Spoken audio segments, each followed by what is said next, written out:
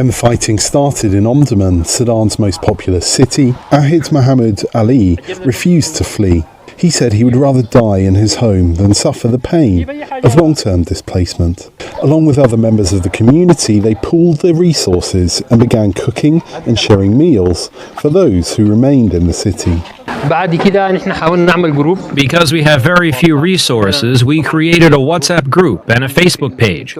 And we also have TikTok and started trying to spread awareness of what we were doing. Then we started receiving donations from the Sudanese diaspora abroad. With the city's economy in a state of collapse since Sudan's war started in April 2023, Ali says his makeshift soup kitchen now feeds 200 families every day, thanks to private donations. Others like it have sprung up across the city with almost no support from international aid groups.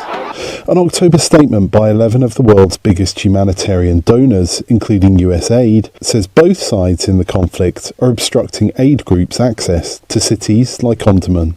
It says systemic obstruction of local and international humanitarian efforts is at the root of this famine. One part of Sudan is undergoing the world's first famine in 7 years, while large swathes of the country are one step away from falling into famine. In an interview with VOA, Sudan's finance minister said aid groups are being given all the access they need. Yes, of course they have the access. You can talk to them, and actually no one have obstructed their movements around.